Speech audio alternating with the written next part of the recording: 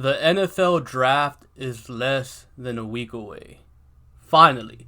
And, I know in my last mock draft I said, I'm not really too excited about the NFL draft. But as we get closer to it, I'm slowly starting to get a little bit more excited. But definitely not as excited as I've been in years past. I think even in the 2018 draft, I was more excited than I am now. And in that draft, our first pick was a third round pick, which ended up being Justin Reed, of course. But yeah, I was more excited for that draft than I am for this one, even though we have the 40th overall pick. So I have no clue what that's all about. Maybe it's because of the damn Rona, and you can't really do anything for draft day, because usually for draft day, like you go out, you do things, have a little draft party, have fun, but you can't do anything, so maybe that's the reason behind it. So yeah, anyways, let's get into this mock draft. Okay, for whatever reason, this guy kept falling to me at 40th overall, and at first I was like, what, like there's a chance he falls, but it's not that big of a chance. But then it came out that he failed a drug test at the combine. So I was like, maybe that causes him to slip down for us. And if you still don't know who I'm talking about Zach Bond, edge rusher, or front seven player from Wisconsin. Now this guy, he would fill so many holes for the Texans. Pause. He can play, obviously, edge rusher, but he can also be lined up at inside linebacker and stop the run. He can shoot the gaps real well. He can also cover from sideline to sideline. This is why I'm saying this guy, he is a front seven player. You can move him around everywhere. You guys know the word. We hate the word, but O'Brien uses it all the time. Versatility. Zach Bond. We could do everything with him. And you know how sometimes we have Whitney Merciless or Brennan Scarlett's ugly dude dropping back into coverage as that outside linebacker spot? Well, now you don't have to have that. Now Brennan Scarlett could go sit on the bench where he belongs, and Whitney Merciless can just be a pure edge rusher while Zach Bond plays that linebacker role. Every now and then he'll be rushing the passer, but every now and then, they drop back into coverage. And when Merciless or Scarlett do it, it's a complete liability in coverage. But if Zach Bond were to do it, he wouldn't be so bad. I mean, the possibilities that you'd be able to do with this guy are endless. Like, let's say it's third and, 8 or something, and you line up Zach Bond at inside linebacker. You have Watt, Omenahu, Martin, and Whitney Merciless all being your 4 pass rushers. So now the defense doesn't know, is Zach Bond going to drop back into coverage? Keep in mind, he's not going to be a liability in coverage. Or is he going to blitz? If he's that 5th pass rusher coming in on a blitz, they're not stopping the Texans. If he drops back into coverage, well, that's another guy out there in coverage. Is going to give Watt and company a little bit more time to get pressure on the quarterback. Zach Bond would be an excellent fit here in Houston. A lot of people are comparing him to Kyle Van Noy from New England, but I think this guy is way better than Kyle Van Noy. He's way more athletic. He can actually pass rush consistently. If you want to make him a pure edge rusher, he can play a pure edge rusher spot. There's only one small issue with him. He's 240 pounds, but I don't think that's that big of an issue. When players come into the NFL, they usually put on, a little bit of muscle weight, so I don't think that'd be that big of an issue, honestly. So, yeah, the Texans would get a guy who could do everything for them in the front seven, and honestly, right now, that's what they need. A lot of people I see on Twitter are crying about corners. The Texans don't need corners, bro. We got Roby. We got Lonnie Johnson working very hard with the footwork king. Now, I've said it before, I'm not too big on Lonnie, but Lonnie is working really hard, and from the videos that I've seen, Lonnie no longer turns like a sailboat. It's no longer sailboat Lonnie. We're going to have to find a new nickname for him because he's actually looking like a good corner. And we got Garyon Conley, who in my opinion was the best corner the Texans had last year. Dude is a stud, completely underrated. If it wasn't for Garyon Conley, the Texans would have lost to the Bills in the wild card round. Dude is a stud, man. People are completely overlooking Garyon Conley.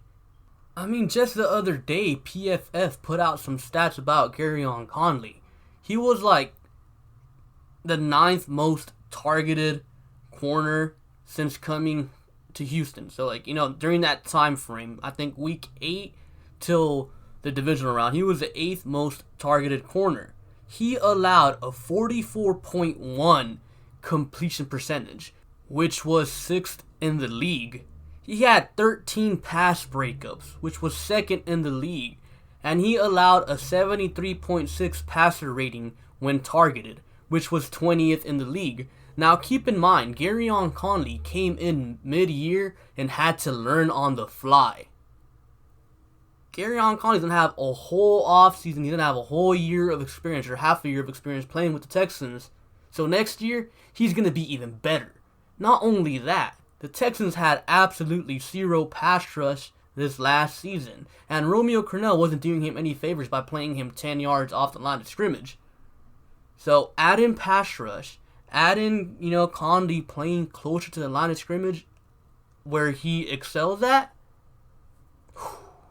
Garyon Conley's going to be a stud, man. Pay attention to Garyon Conley. With the 90th pick, I have the Texans selecting Jordan Elliott, interior defensive lineman out of Missouri.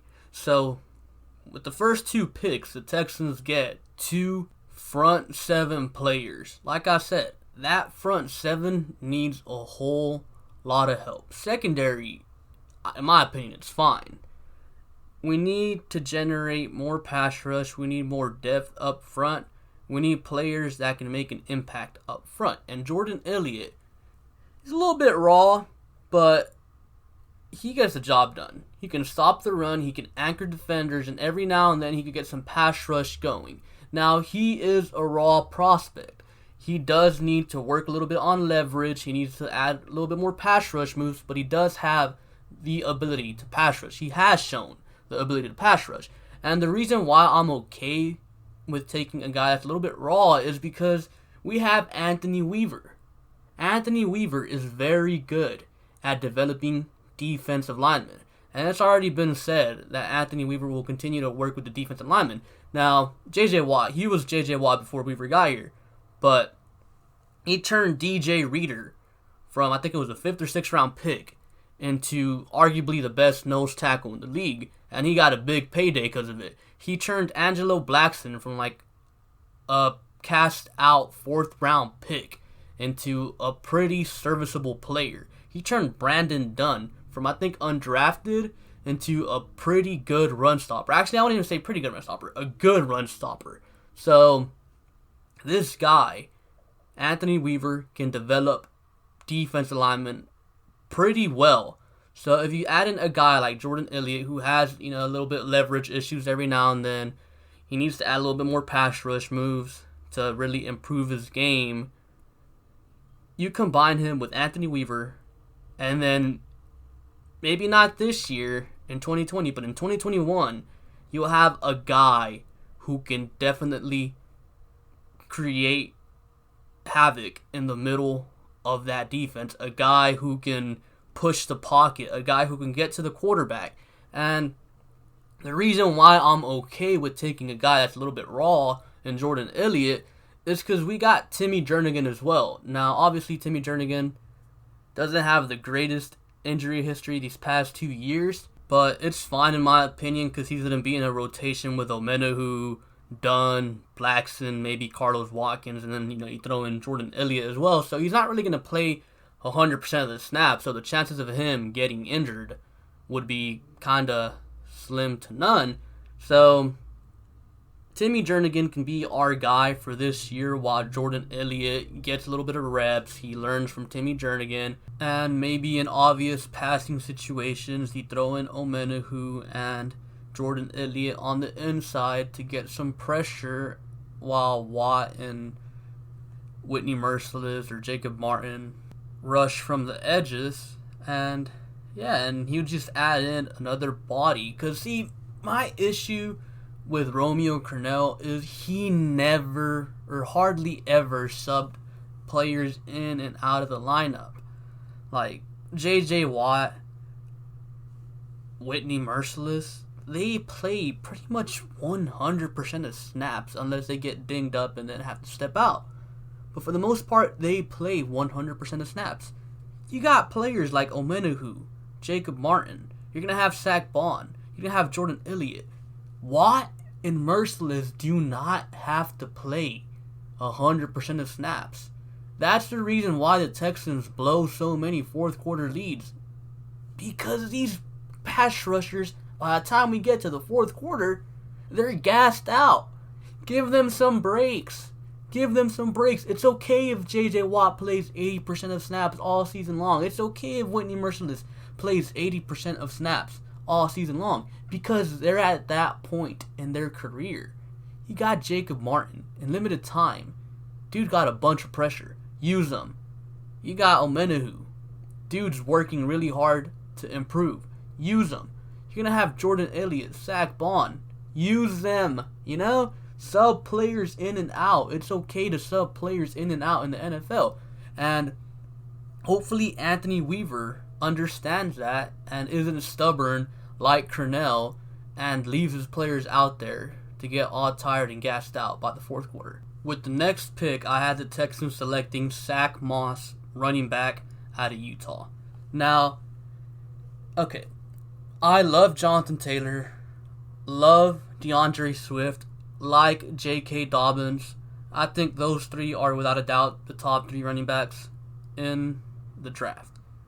Before we got David Johnson, I would have said, hell yeah, to Jonathan Taylor or, DeAndre Swift, J.K. Dobbins. But now that we got David Johnson, even though I dislike David Johnson, strongly dislike David Johnson, if you guys have been to my live streams, I low-key go on a David Johnson rant almost every day, how much I hate him now. David Johnson, the person, great human being, love him. But David Johnson, the football player, in my opinion, he's washed up. But we do have him on the team, and unfortunately, because of that, I don't think Jonathan Taylor or any player like that is on the table for the Texans. But now a guy like Zach Moss or Cam Akers or A.J. Dillon later on in the draft, that is definitely on the table.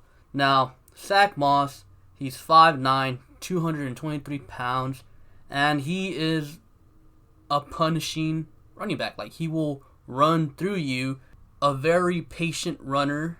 So he'd go well in a inside zone running scheme or a straight up power scheme. So this guy really is scheme versatile. Now, there is an issue with him. He's not the fastest cookie in the box. So if you see him break out, I don't know, a 20-yard run, he's going to get caught. But he is a power runner. He's a powerful runner. And that's something I feel like the Texans have really, really needed, like, for a while now. A guy who can get those tough 2 yards. A guy who will lower the shoulder and fall forward and get those tough yards. And I think Zach Moss can get that done. With the next pick, I had the Texans selecting Shaquille Quarterman, linebacker out of Miami. So with this pick, we go back to add more talent to the front seven. Now, Shaquille Quarterman, he's 6'1", 235 pounds. This guy is a straight-up run thumper. He stops the run. That is all he does. You do not want him out there in coverage. He's essentially another McKinney. Now, there's been McKinney trade rumors. Some of you guys want McKinney traded, and fine, everyone has their own opinion. But if we were to trade McKinney, we need a run thumper. because we saw what happened last year when McKinney exited the lineup against Tampa Bay. And I guess to a lesser extent the following week versus Tennessee. But at that point, everyone was benched, so can't really use that one as an argument. So the Texans need a run thumper if they trade McKinney, or if McKinney goes down. You need someone that can just go in there and stop the run at the linebacker position, and that is Shaquille Quarterman. Like I said, you do not want this guy out there in coverage. This guy is not the next Cunningham, but he can very well be the next McKinney. Obviously not as big as McKinney because he's 6'1". McKinney's like, 6'4", 6'5". So McKinney is definitely bigger. But Quarterman is just as physical, and he just don't care, man. He'll shoot the gaps and go find that running back and light him up. And I feel like the Texans need that if they do trade McKinney, or if McKinney goes down. We need run thumpers, 4th and 1 situations. You put in Shaquille Quarterman, Zach Cunningham, and McKinney, ain't no one running on that man. And at this point in the draft, after, I guess, the 4th round, you could start looking at players like Shaquille Quarterman. Guys that necessarily don't have to be starters, but can definitely come in here and contribute in some way, shape, or form, or could be excellent depth. Now, with the next pick, I had the Texans selecting Joe Reed, wide receiver out of Virginia. Now, when I selected Joe Reed, keep in mind, this is the 7th round already. When I selected Joe Reed, I wasn't thinking about another wide receiver, because the Texans already have Brandon Cooks, Will Fuller, Kenny Stills, Randall Cobb, and Kiki QT. And by the way, for the people that are saying Kenny Stills is getting traded, no, he's not. For the people that are saying Kiki QT is getting cut, no, he's not. O'Brien already talked about that this year is a veteran year, and they're keeping QT pretty much. So the Texans already have 5 wide receivers. You got DeAndre Carter as your 6th, and he's probably going to make the team as a returner. But you guys know me.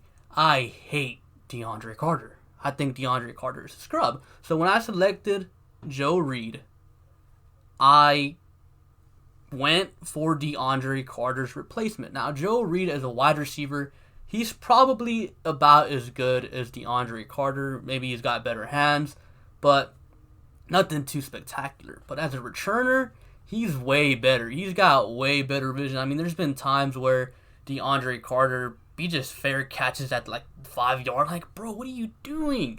Joe Reed wouldn't do that. Joe Reed will field that punt, and he'll get us some nice yards, because this dude is low-key built like a running back. He has the vision of a running back. I mean, he's 6 foot tall, 225 pounds. So, yeah, I think this guy can be a good returner for us. I mean, way better than DeAndre Carter. It's not that hard to be better than DeAndre Carter. You could put me out there, and I'll probably be a better returner than DeAndre Carter. All I got to do is wave my hand in the air and let the ball bounce at the 5 to be just as good as DeAndre Carter. So, I mean, getting an extra yard and having the ball, at the 6 would make me a better returner than DeAndre Carter. So, yeah. Anyways, with the next pick, I had the Texans selecting Josh Metellus, safety out of Michigan. Physical guy.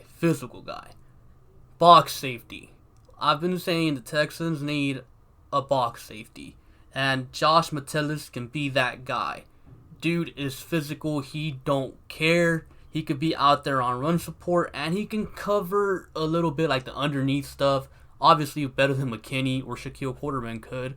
So he could be that Jalil Adai role that he had for us last year. And like Jalil Adai, you do not want this guy in deep coverage consistently. Like, maybe every now and then, someone gets stinged up and, he has to go out there and play. But still, you do not want him out there in deep coverage. But as a box safety, I think this guy can be very good for us. He's physical. Like I said, he'll go in there and, go against Derrick Henry head on. He don't care, dude. And I like that about a player. I think Josh Metellus can definitely help out the front 7. Like I said, man, that front 7 needs some help, and a box safety would be great if we can't get Eric Reed. Obviously, getting Eric Reed would be amazing, but I think if we were to get Eric Reed, it would have already happened by now, so I don't think it's going to happen. So Josh Metellus is my pick. And with the last pick in the draft, I had the Texans selecting Oluwole Betiku, edge rusher out of Illinois. Now, extremely raw prospect. Was a 5-star recruit coming out of high school but never really developed, but everything is there for him. And like I said with Jordan Elliott, we have a guy like Anthony Weaver who can develop defensive linemen really well. So I think this guy can benefit from being here in Houston with Anthony Weaver. He can benefit from learning from guys like J.J. Watt, Whitney Merciless. Whitney Merciless, as average as he is, the dude is a technician. Like, he uses all these techniques, smart player. And I think he can benefit from playing with Whitney Merciless. Now, if we were to get this guy, this is a guy that I'd give the Kahali Waring treatment. Oh man, he has a toenail injury. Put him on IR for a year. Set him out for a year, have him be on the IR for the year while he just sits there and watches the game, works on his techniques. And then in 2021, with a full season of, NFL training experience, he might be ready and he could become something for the Texans. Because keep in mind, Watt and Merciless are both 30. We got to start planning for the future. We got Charles Omenihu. We got Jacob Martin. Those guys can develop into something nice. We even got Duke Ejiofor who can develop into something nice. But we still have to take players at the end of the draft, or towards the end of the draft, who can maybe develop into something. So we don't have to spend a first or second round pick out of, being desperate to replace Merciless or J.J. Watt when their time comes. I'm not saying they're going to retire next year or the year after that, but their time's coming, man, and it's better to be prepared. And you know what they say, you can never have enough pass rushers. But this guy, IR stash him and see what he can become in the future. And yeah, that's all I have for you guys for today. Comment down below your opinion on my mock draft 3.0. Comment down below your own mock draft. And yeah, be sure to like and subscribe. Thank you for watching, and I'll catch you guys later. Peace.